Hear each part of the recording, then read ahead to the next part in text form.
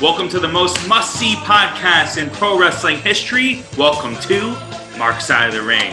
Our views, our opinions, our predictions. Spoiler-free on all things AEW and WWE. I am your main Mark, Miguel Minetti, and alongside two-man band is back. Got Fred DeCourt here. What's going on, brother?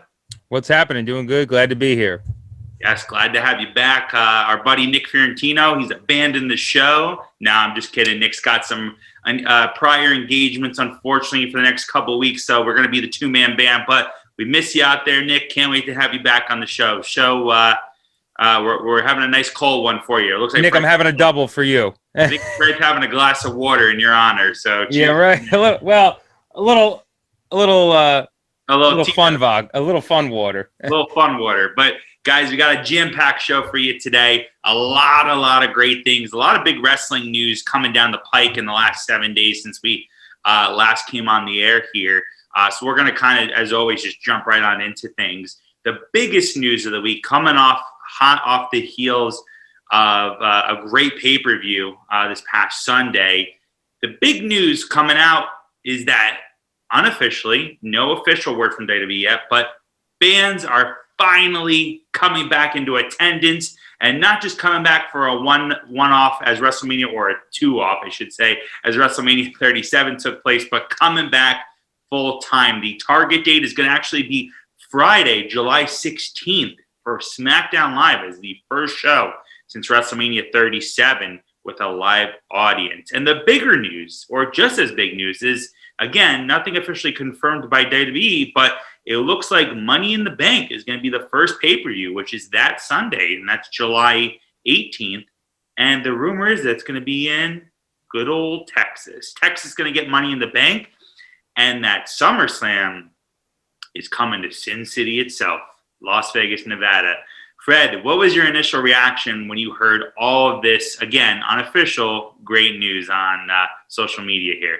So mostly positive. One little negative part in there, but mostly positive. My first thought was, oh my God, thank you, Lord, finally. Now,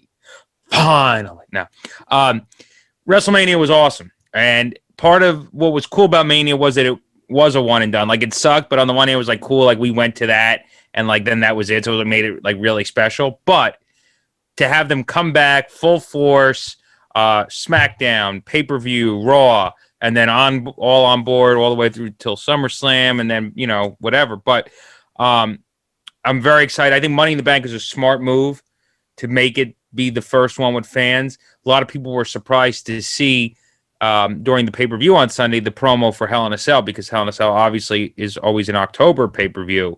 And Money in the Bank's been moved around July, June, but the last, 5 years or so, it's been June. And people were like, oh, what the hell? They were a little bummed, like Money in the Bank. But they wanted to have Money in the Bank in front of fans.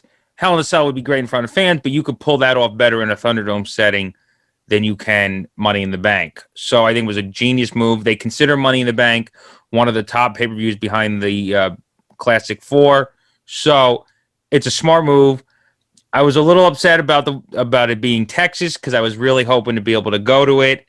And with it being in Texas, just not gonna happen. But with that being said, the other positive part is the reason I'm not going to Texas is because I will be going to Vegas for SummerSlam, which is the biggest party of summer, the second biggest show of the year, and I am beyond thrilled to have it be in Vegas, and to go to a SummerSlam again. I'm if I can go to a WrestleMania and SummerSlam in the same year, I'm happy, which I had the opportunity to do for those few years that I ran in Brooklyn. So, yeah, very big news. And then the other rumor that we didn't mention, it may not be at T-Mobile. It may be at Allegiant Stadium, which would be huge. No pun intended, literally, figuratively huge. So people have been clamoring for WrestleMania to come there once the building opened. Right. But it looks like it may get SummerSlam first, which is a big deal. So we'll see what happens. But I'm very excited. Yeah, I think a lot to be said there. But to touch on your point about SummerSlam being at Allegiant Stadium, that would be mega huge to show the second biggest pay-per-view event of the year taking place in a football-sized stadium, right? And Right. hopefully a full capacity or pretty full capacity. Imagine having 60, 70, 80,000 fans there for SummerSlam. I mean, really, that's only the atmosphere you get for WrestleMania, right? I know before the pandemic, the last couple of Royal Rumbles was in a baseball stadium, and you had about 40, 45,000 in there. Yeah, right. Right, which was a nice, cool setting in itself, but SummerSlam, man, is really becoming like a mini WrestleMania. So to have it in the same type of setting would be fantastic. Oh yeah, I mean, I've been saying, for a while, there's no reason they can't run SummerSlams in a bigger venue, being that they have for the Rumble. There is a part of me that likes WrestleMania alone being in the football stadium because that makes WrestleMania special. But you know what? This year, let them do it because we missed out on last year. This year, WrestleMania was in a football stadium, but it wasn't full capacity anyway. So you know what? If there's one year to go full capacity in a stadium for SummerSlam, it's this year. Yeah, and think about all the names, right? And I know we're still not even really touching on Money in the Bank and the impact that will have, but just kind of forwarding to August, right, with SummerSlam, because even though Money in the Bank will be the first pay-per-view back with fans, obviously SummerSlam is where they're really geared towards. So think about the big names, right? We were talking a little bit before we went on the air here, but I said without a doubt, we both said Brock Lesnar hopefully should be returning for SummerSlam. But then you also consider someone like Edge, who hasn't been seen since WrestleMania, right? Mm-hmm. Mm-hmm. This may be wishful thinking, but I'd love the game to wrestle at SummerSlam, even though, unfortunately, I don't think I'll be able to attend with you in Vegas this time around, my friend, especially since I'm going I know. in 2 weeks. So we'll see. We'll see, right? The night is young still, as they say. But I would love for someone like Triple H to wrestle there. Maybe you can even get, hopefully, John Cena, right? There's been some scuttlebutt about John Cena saying he wanted to come back, and he's missed the WWE audience. He's missed the full capacity arenas and stadiums. So a lot to really unpack here. And I think more than anything, it's just a sign that things are finally changing for the better, right? And, I'm not even talking about the world, which that's also going in the right direction too, which is great. But in the wrestling community, I mean, they're going to be more importantly. Yeah, right. More importantly, they're going to be going balls to the wall when they start bringing back fans. I mean, I can only imagine what that SmackDown's going to be like leading in the go-home show to Money in the Bank. I mean, what do you predict can happen on that go-home? You think we could see a return or two on that show? We could. It's definitely going to be a hell of a go-home. I could tell you that. It's going to, I was a little, I don't know how I feel about SmackDown being the first. I personally think Money in the Bank should be the first, but I get it. They want to do the whole week thing, that they do. So, yeah, I definitely think it's going to be big. I mean, I don't think we'll get anything like crazy because, they got the pay-per-view on Sunday, but I sure can see a big name being there. And regardless of who's there, it's going to be a great show. They're going to put out an amazing product that first show back. And think about the ratings that'll pop that night, right? We saw something when you were texting a little bit earlier with our group chat that we have on Twitter, right? A semi-reliable source said that Fox has been kind of clamoring for fans to come. Yeah, we want live fans back. Yeah, putting a little bit of pressure to recoup their $1 billion investment that they handed WWE to bring SmackDown, the new A show, to Fox, right? To Friday night. So, I think the atmosphere will be absolutely huge for that first Friday back.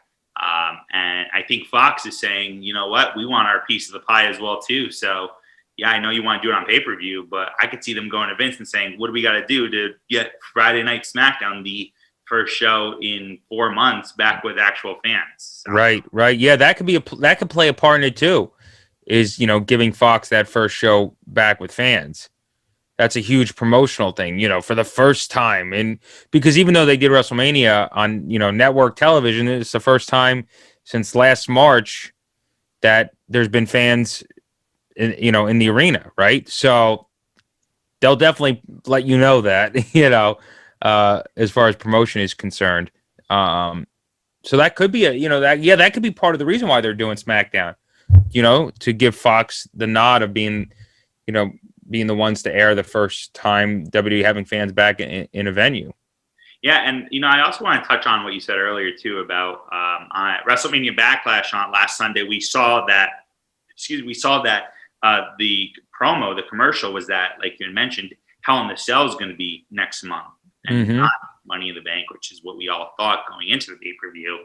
But with Hell in the Cell, I think it might be an opportunity for them to finish all the feuds and kind of have a clean slate going forward for some of the things, right? So maybe you do a rematch between Roman Cesaro or Seth and Cesaro inside the Cell.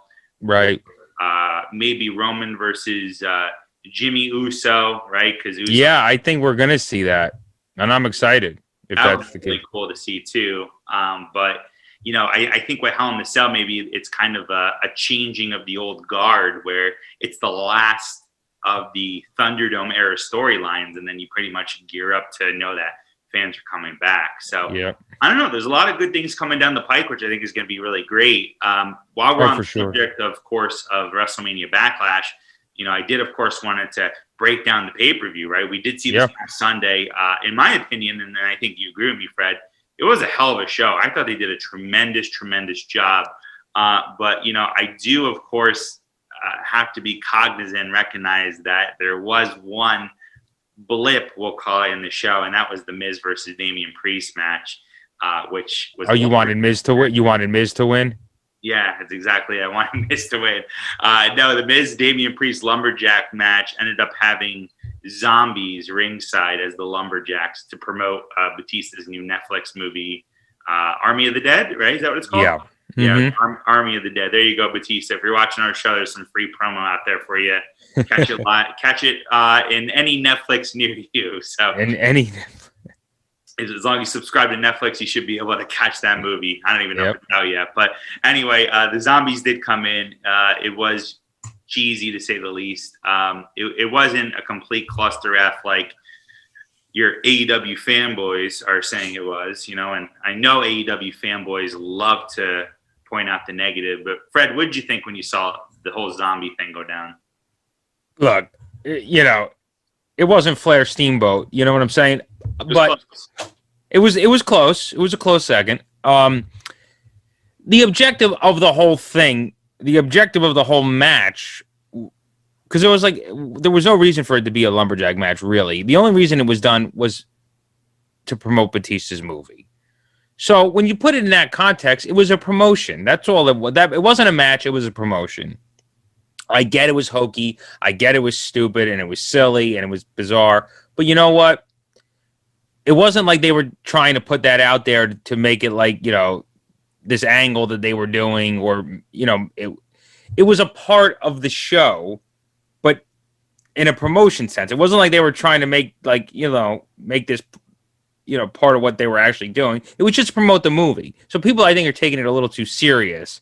Now, if they did the zombies without any intent of promoting a movie about zombies, then I'd be like, okay, we have really stretched the limits here. I know it's pro wrestling, but we have really, gone to the limit.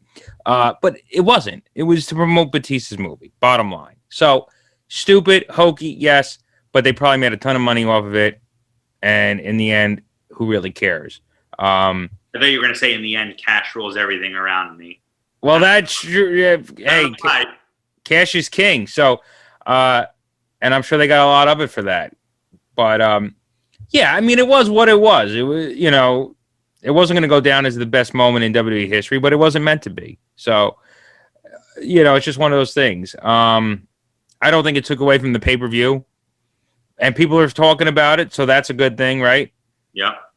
Good, bad, or negative, whatever. What does Vince McMahon say? Any press is good press, right? Exactly. So, but I think going back to the pay-per-view, it doesn't take away from what a great show was. Every match on that card delivered, especially the two main events, which is the most important thing. And the triple threat exceeded my expectations. Oh, yeah. I thought it would be good. I thought, okay, these three guys are talented. They'll have a great match, but I wasn't expecting anything, tremendous. It was tremendous. And obviously Roman Cesaro, man, they killed it. Roman doesn't get enough credit for the in-ring capabilities that he has, nor did John Cena. And I think Roman is even better than John Cena when it comes to, in-ring technique, personally. I can agree with that. But he doesn't get the credit that he deserves. And they put on, just a beautiful match. I mean, they told a great story. They incorporated Seth at the end, but it wasn't. We all thought it was going to be like a BS finish, interference, nothing. Seth came out after the match and continued his feud with Cesaro. So I appreciated that. They didn't do the classic, route that they would have. Yeah, and I think that's what the biggest surprise was, is that Roman beat Seth clean, right? I didn't see that coming. I thought there was going to be interference. I thought for sure Roman was going to retain the belt, but I wasn't sure if it was going to be either a DQ finish or the Usos were going to take out Cesaro for Roman to get the W. I mean, Roman won that match clean. He made Cesaro pass out. So. And that's the thing. Cesaro passed out. Cesaro came out shining, which is always what you want. You know, both men to come out better than they went in, right? And they did. Yeah, absolutely. I think the match exceeded expectations. To me, it's the best match of the night, right? Roman Cesaro. I agree with that. I mean, the triple threat was great in its own right. They were different, which was good. The triple threat was fun. It was a big man, fun, fast-paced match, which is not what I thought it was going to be, right? I thought they'd be doing some nice, cool stuff, because I remember what Strowman and Lashley were able to do on that Raw. I think it was 2 summers ago now. Mm-hmm. Actually, I remember exactly when it was, because I was on my honeymoon. It was when I was in Greece. I think it was July. It was July of 2019. Yeah, it was a couple weeks before Extreme Rules, which we went to. Which they had a great match there too. The Last Man Standing. Yeah, and obviously the big moment of that night was when Strowman speared. I think it was Strowman that speared Lashley through the entrance, right? Yeah. Right. On the Raw they did that. On that Raw, right? So I had a feeling that some cool stuff was going to go down, but bell to bell, I watched that match back the other day, and the entire match from start to finish was just fast paced. Yeah, it definitely exceeded my expectations. So the Roman Cesaro match, fantastic, best match of the night. The triple threat match, fantastic, probably second best match of the night. Bianca and Bayley, man, they had a tough gig because they had to follow the zombie garbage that we watched. Right? So, but they kept us in it, right? I know you were over my house, had a few buddies over, a few friends over, and we were all pretty into that match, and I'm sure if there was a crowd, they would have been into it too. But that was tough for them to kind of get people invested and not just feel like, oh man, like what the hell did we just see? What did you think of that match? Yeah, no, I thought they had a great match. I think they would have had a harder job if there were fans in the building. Without there being actual fans, I don't think it caused that much of an issue, you know, as far because there is no live crowd where the crowd is dead for it, things like that. So I think that helped. I think maybe the crowd would have been a little dead for that had there been physical people there, but they put on a great match. I could see them definitely having another one, and I wouldn't be mad about it. I thought between them and then the tag title match on the undercard were the two best undercard matches. And the tag title match I really enjoyed, and I was very happy. Yeah, another surprise, right? Not that the Mysterios won, which I thought was a really cool moment for them. Oh, it was an amazing moment. How cool. But the surprise was the fact that the match lasted as long as it did, right? It went pretty long. It went like 15, 17 minutes. And you don't normally see that for a SmackDown or even Raw tag team title match. Right. In the undercard. So it was great to see that they did get some time. You know, what I really like about this pay-per-view is every match got time, right? Yeah. The match, I think, was the shortest, rightfully so. Right. Take that match out of the equation. The tag titles got some great time. Obviously, the two main events. Yep. The Bayley, Bianca Belair, SmackDown Women's title got some time. The Raw Women's Championship triple threat also got some time. I thought Rhea, I think that was the best showing. Oh, yeah, that was a great match, too, yeah. Yeah, would you agree? I think that was Rhea's best showing since she showed up to the main roster, besides her match with Charlotte last year. Right, yeah, no, I would agree. I thought Rhea really made a name for herself in that match on Sunday. I wasn't surprised she won, but I'll say this. I wasn't surprised that Rhea won, but I was surprised that Charlotte didn't. I picked Charlotte. If that makes any sense. I did too. But I wasn't sure. But I think Charlotte will win it down the road for sure. But Rhea winning was huge for her. Huge. Yeah. I think it was a good moment for her to be. I knew Asuka was going to take the fall. I just think it was going to be Charlotte that pinned her or not, but I think Rhea will continue to grow. And, another thing I was thinking about now, the fact that it actually feels real that fans are coming back and not just for a one night off or, a one-off, I should say. But I'm starting to think about how are some of these people that really haven't been in front of the main roster crowd, how are they going to react to them, right? Because we haven't really seen Rhea Ripley in front of a Raw or SmackDown main roster crowd, right? She was over as hell on NXT, but we know the fans are a little bit different, a lot of the same, but a little bit different for the main roster. You got your Riddles, you got your Damien Priest, right? There's just a lot of talent that really haven't been in front of a main crowd yet. So you think most of them are just Mania? Say again? Just Mania. Just Mania, right? Exactly. And Mania was a one-off because with Mania you couldn't really hear as much of the reactions because it was open air and of course distance seating type of thing. But what do you think of some of these main talents that have come to the roster during the Thunderdome and PC era that haven't been in front of a crowd yet? You think they're going to all be kind of I guess my question is, do you think they're all going to be held in the same regard once fans come back? I mean, like WrestleMania, we didn't get like a real idea because, like you said, it was just the one night. And WrestleMania is the most passionate of the fans, right? Especially this year, I'd say, right, out of all years. But I think we were able to tell enough, like that. Okay, they're behind this person. Like I think, like the reaction that Priest got, for instance, and the reaction that Riddle got, like we got enough to know that okay, people are behind them. right. I think that we'll feel that more as they start to go into smaller arenas and more people and things like that. But I think those guys will really get cheered. Like I am curious to see Roman's reaction because like I expected honestly more cheers for him at Mania than he got. Which it's not bad that he didn't get cheered. He's not supposed to. But I was expecting him to actually get cheered now that he was a bad guy. Like now the fans are going to cheer him. And maybe some cities they will. And that's the other thing that's going to be interesting is this, city to city, it can vary. Sure. Right? So so that'll be interesting to see. I'm really interested for Roman's reaction in all the different cities. But yeah, these guys that have never performed in front of, well, I mean, they've all performed in front of people at some point, be it on the independents, be it in NXT, whatever it was. But as far as being on the main roster, yeah, it'll be interesting. WrestleMania for them was a one night only.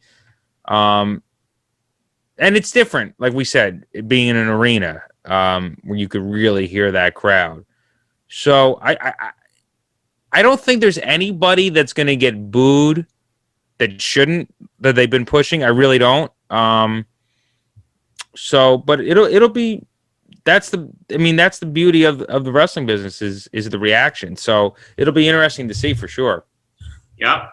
Good news is we're only, it seems like less than 2 months away. So the countdown is finally on. We're closer than we're not, so that's huge. It's crazy to think about, man, because at this time last year, I was like, oh, okay, by SummerSlam, there'll definitely be fans back. And now I'm like, wow, it's been SummerSlam this year, Yeah. Well, I remember I had bought a ticket to SummerSlam last year when they went on sale in Boston. I was going to go by myself, and then WrestleMania got canceled, and you were like, screw it, I'm going. And you ended up buying tickets because you're like, oh, we thought SummerSlam by sure August they'd have fans. Right. And yeah, I think I bought them on StubHub. You did, yeah. And here we are waiting for the next year now. There we But are. we did go to WrestleMania, so that it happened sooner than SummerSlam. But That's true, right? We got to go at least before SummerSlam 2021. It was a little teaser. Oh, it gave me the bug though. I was just starting to get like, I don't want to say over not going to shows, but like it almost like I got used to it. And then I went to WrestleMania, and I'm like, I was like the Godfather. Just when I thought I was out, they pulled me back in. It reignited a flame deeper. Yep. So I can't wait now. And I'll tell you this, I'm going everything I can. The countdown is on. But let's move on to probably, I would say, the other biggest news of the week that hit so far, and that was the influx of talent from NXT that was released over the past few days. And the most notable name was actually today, and truth be told, we're recording this on Thursday, but they just announced today, actually, that Velveteen Dream has been released from NXT. So we don't have to go into, the specifics of what went down, but what was your reaction when you found out that he got released? Look, I was upset because he's a great talent. I was a big fan of his. I saw huge things for him. At the same time, it is 2021, and I get it from a company standpoint. People were outraged over the allegations he had against him, and people were outraged that WWE didn't get rid of him months ago. He hasn't been on TV, but they didn't get rid of him. I think he wrestled like one match after things came out, and it's hard. I don't think they wanted, to be honest. I'm surprised that they did it now, because I felt like if they didn't do it then, they weren't going to release him. So I am kind of surprised that he actually did get released, because it was so long after. But people have been just trashing him on Twitter. It's one of those things that I don't know if he can overcome that. I think that's always going to be there, and that's going to be really hard. Is it worth that struggle of trying to get this guy over when all people are going to do is trash him in arenas, online, because of his situation? So I get it. It sucks. But hopefully he learned his lesson. Hopefully he gets back on his feet, with the independents opening up now, with the world opening up. It's a good thing. I don't know if AEW will touch him. That's the other thing. Is he's in a different situation as far as the other people that got released, because it's like why he got released. So like there's another, marketable anymore, right? Yeah, Impact may pick him up.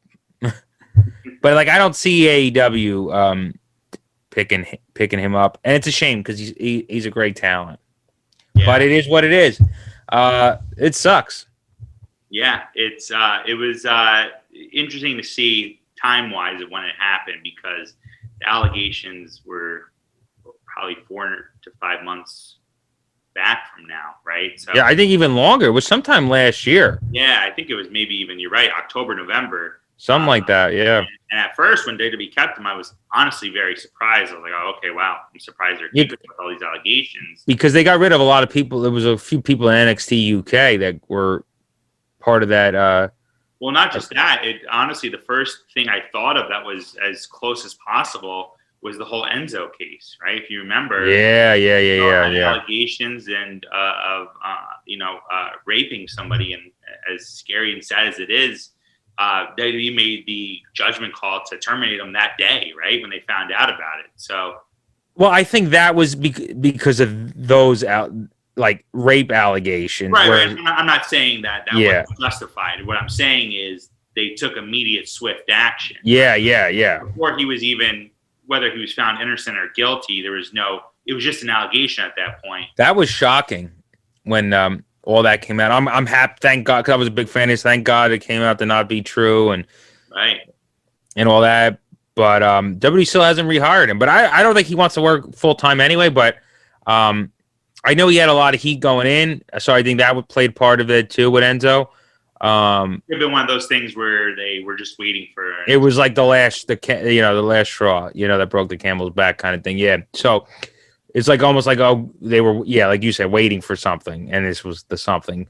And that sucks because as much as I was a Velveteen fan, I was a huge Enzo fan. Huge. And with Velveteen Dream, that's what my point was trying to be, is that this happened months ago. So I was surprised because, again, it made me think of the Enzo case, that WWE didn't take immediate action when they found out about the whole allegations about Velveteen Dream, and they kind of just let it sit by the wayside. To now, let's call it conservatively, 5 months later, to finally terminate his employment with WWE. So interesting timing. There were a few other additional news that were released. One of them was Drake Wirtz, who's a NXT referee, and I think there were some maybe political reasons why he was released too, because if for those of you that have maybe been looking on social media and following, he said and retweeted and liked a few, we'll call them controversial things over the past few months, years, what have you. And, again, we don't have to get too political here, but it looks like WWE basically took a stance that we don't want to be associated with this type of stuff. Were you surprised when you saw his name on the release chart? No.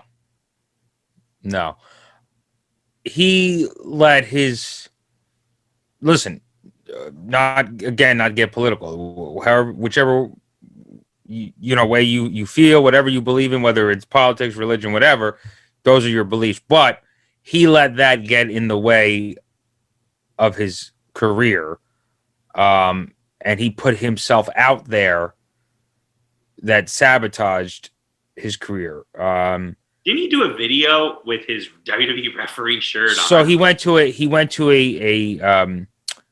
I don't know if it was a town hall meeting or was something. It was last week.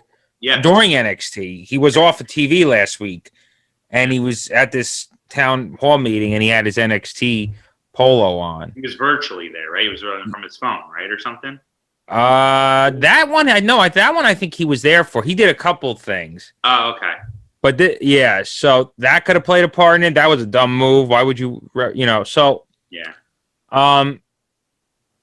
Listen, if you have these beliefs, that's fine.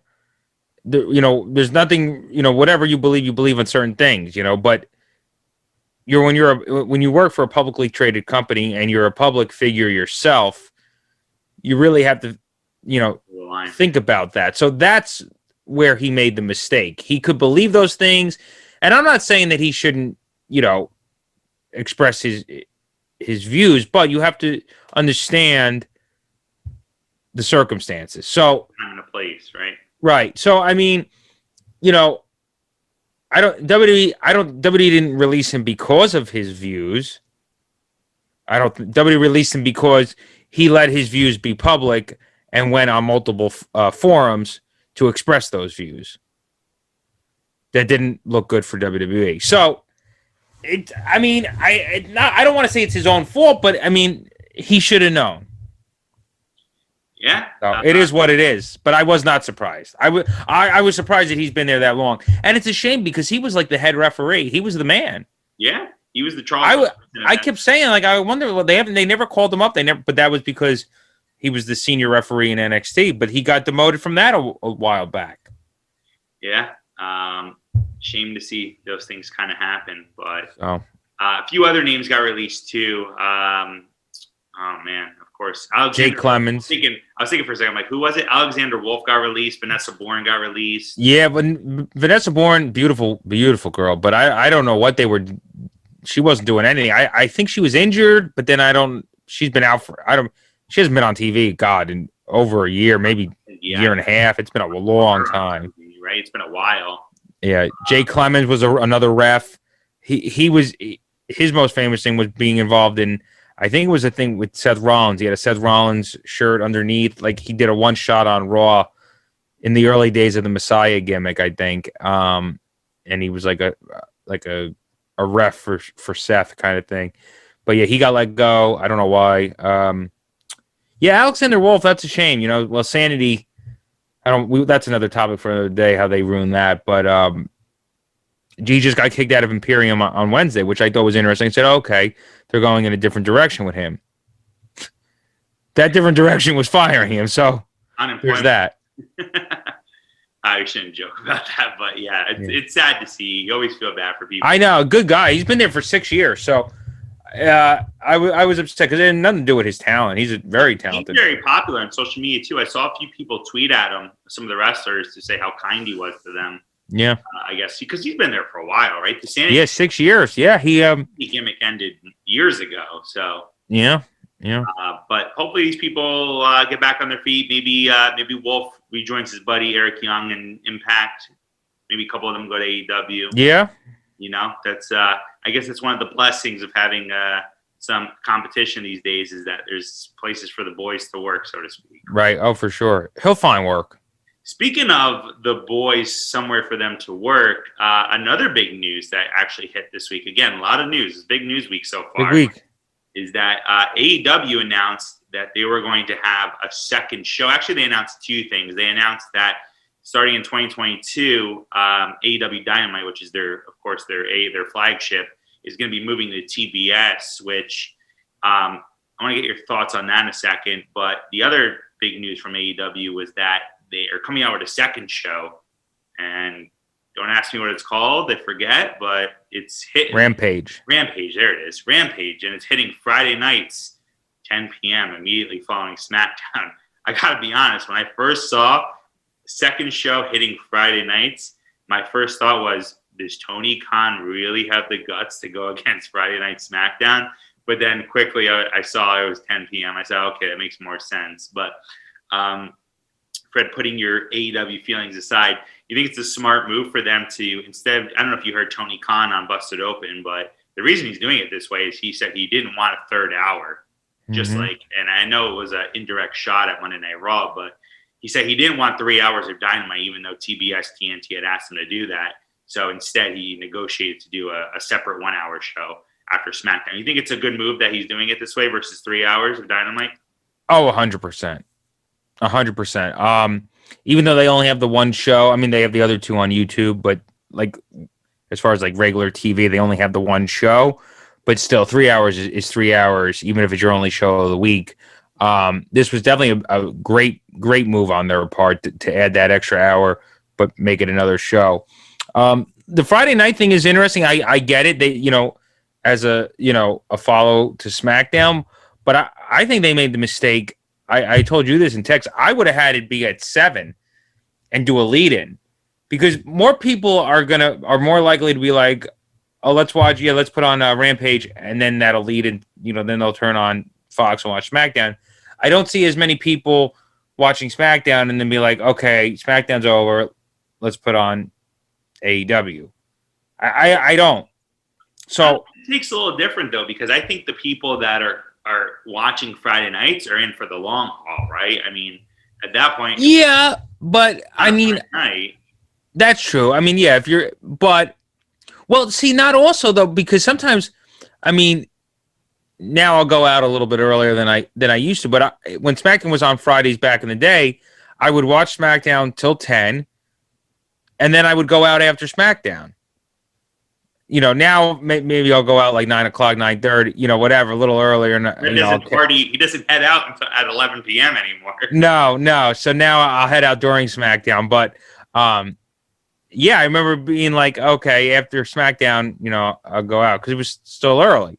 Right. So as far as that crowd is concerned, and don't forget, there you got the Demo God, there are the 18 to 49. So, that crowd's going out, right? So I don't know. I just think the lead-in would have been better. It's almost like it's like having filet mignon and then having a hamburger after. Just ain't gonna work. So you have a hamburger, maybe a little slider appetizer, then you got your nice steak dinner to follow suit. So that's AEW fans would say that it's the cheesecake after a delicious steak dinner. So. Well, cheesy, yeah. I don't know about cake, but we'll be here all week, folks. So. I'll be here all week. Tip your waitresses. The other big news from AEW last night that they announced was that Sting's going to be having another match at Double or Nothing. So I wanted to ask you this off air because I don't really watch AEW, but I saw that. So will this be a real match, or is this going to be a cinematic? I think it's going to be real. They didn't say, but they also didn't say last time when he had the match with Darby. But I think this time he's going out there. I think. Well, who are they face? They're facing Ethan Page and who? Oof, putting me on the spot here. Well, that's a problem right there. You should know, right? Is it Power Man Hobbs? I think it's Powerhouse Hobbs. But I'm saying it should be a big enough opponent that you know. Well, yeah. I mean, it's clear that Sting's there just to give Darby the rub for the time. Yeah. But like I have no problem with him and Darby running together. I think that's cool. But like this is what I said last. But they should have bigger opponents, right? But here's what I said last time about Sting when he wrestled whatever the hell pay-per-view it was, Revolution, right? Revolution back in February, is that people will sit here and shit on Goldberg, right? They'll shit on Goldberg for having a match, but it's okay for Sting to have a match. I mean, come on. Goldberg's in better shape, and I get it. Goldberg's wrestling for the world title. They put him in the main event, blah, blah, blah. People don't like that. And I'm not saying I totally disagree. I get it to a certain extent. But the same people cannot bitch about Goldberg wrestling and then sit back and say, oh, yeah, cool, Sting's going to wrestle. It's like you're either for the nostalgia or you're not for the nostalgia. You got to be consistent. Right? See, you haven't once heard me bitch about Sting wrestling. Nope. If there's one thing that I would make me watch that pay-per-view, right now, yeah, is seeing Sting wrestle, because I'm all about nostalgia. Well, then you're the exact fan they're looking for Double or Nothing. Right, and I love Sting. Like, honestly, I had no interest in watching the pay-per-view. I mean, not that I had no interest, but, like, I really didn't know anything that was going on. I mean, I know All Out's a big one for them, but there was nothing, whatever. But now I want to see the Sting match, especially if it's going to be a real match. Yeah. And I wouldn't, and that's not saying that if it was cinematic, I'd be upset, because I get it. But I'm saying if it's not going to be cinematic now, I really am interested in seeing what happens. Is a real match, first one since Night of Champions 2015 against Seth. Yeah. I mean, he can, it's a tag match, right? A. Yeah, they're going to protect him. He's not going And B, he doesn't have to do much. Just hit your spots. The splash, the Scorpion Deathlock, the what's the other move he does? He does like a DDT. Doesn't he? Scorpion Death Drop and Scorpion Death Drop is what I'm thinking. Yeah, Scorpion Death Drops. It's gonna be. That's all you need. Give Darby the shine, and call it a day. No, I think that's cool. I just, like I said, my point was that they should have better opponents. Yeah. I mean, Ethan Page just debuted. Not that he wasn't. He had a name to him, but he wasn't a big name. Like, we should be seeing Sting and Jericho, Sting and Moxley. Like, but do you want to see that? Well, I mean, I don't mean one-on-one. It's a double-edged sword here. That's what I think. What? I think it's a double-edged sword here, right? On one hand, well, it is. It's like the Taker Sting thing. But with the thing with Taker and Sting is that they were both old, right, and both injured. Whereas Jericho's older. I mean, really, but he could still, go. There's no question about it. And obviously Moxley can, so they'd be able to really help carry him if need be. But I mean, even in a tag match situation, keep Sting and Darby tags. But I don't know what's another, I don't know who so put two people from the inner circle together. Put Jericho and Guevara together against Sting and Darby or something like that. I don't know, something.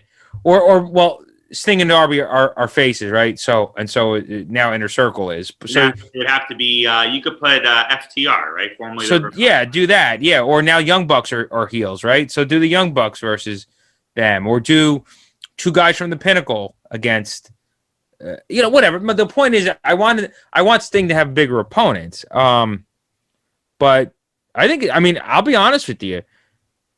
If he's going to wrestle a real match, I think that's kind of cool. I'm not going to lie. Kind of get Fred to maybe purchase the pay-per-view. No, I won't purchase it.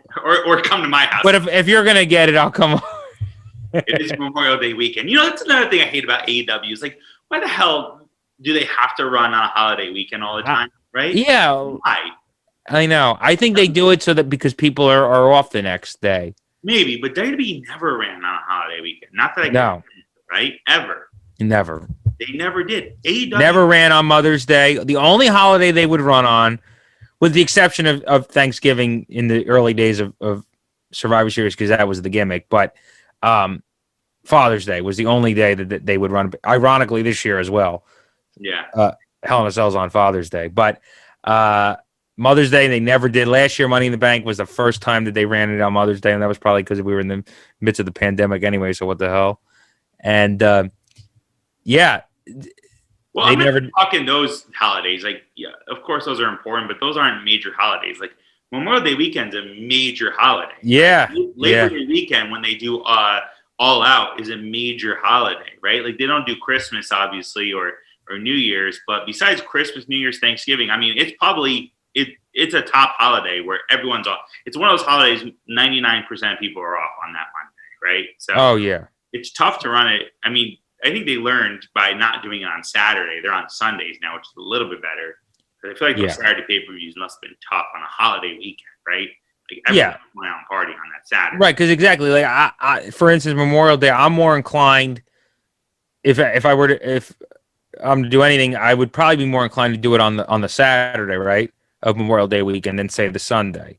Right. Maybe, I mean, being I am off Monday, maybe I would do something on a Sunday, but I am more inclined to do Saturday. Right. So it is smart that they're choosing Sunday over Saturday, but yeah, that's still a terrible weekend. Why not do it? Why not do it next weekend, the 23rd, or this one coming up? WWE was on the 16th. You're not in conflict with them on pay-per-view. I don't believe there's a UFC pay-per-view next Sunday. Well, they're on UFC's on Saturdays anyway, but in the weekend, So I don't know why they chose that. I don't know why they didn't choose the 23rd. Well, folks, tune in to see if Fred watches Double or Nothing. We still got a week. We still got a week before the pay-per-view, so he's got about 7 days or so, 7 to 10 days to wrestle with his mind whether he wants to watch the pay-per-view or not. But it sounds like Fred's coming around to AEW. So it's Sting. Say again? Well, no, it's no, I think the Sting thing is cool. I do. Yeah. I think that's exactly what they're going for. But we're out of time for tonight, my friend. I appreciate the topics as always. Appreciate the time. As always, guys, you can catch all of our shows, TruExactRadio.com. We got some merch. Buy some merch. Buy a shirt. Buy a hat. Buy a mug. Something. Mask. I got kids. No, I don't. Kids. No, actually, we don't have kids. But buy a mask. Right? Maybe masks will be obsolete in a couple months. But buy one while you can. Yeah, funny story. WWE was put they had like a clearance deal, and they had like some of their masks on sale, and a couple of the ones I wanted to get. And then I'm like, I don't know if I'm going to bother at this point because we're closer to not wearing them than we are wearing them. So All right. Well, maybe don't buy our masks. Don't buy our masks. Buy more expensive products. Yeah, buy our shirts. Buy a shirt. No, we appreciate the love and support, guys. Of course, you can always catch the podcast on all the different podcast streaming channels out there. All TruExact Radio. We're talking YouTube, iTunes, Spotify, anywhere you get your podcast. We'll be back next week, and we're going to talk a little probably AEW, break down some of the matches, maybe some of the bigger matches, including Sting's match. After we find out who Ethan Page's tag team partner is, we'll break down that match a little bit. And, of course, we'll spend some more time talking all things WWE. So come back to us next week. We'll see if our pal Nick can make it or not. But, Fred, appreciate the time, brother, and I'll see you next week. My pleasure. I'll see you next week.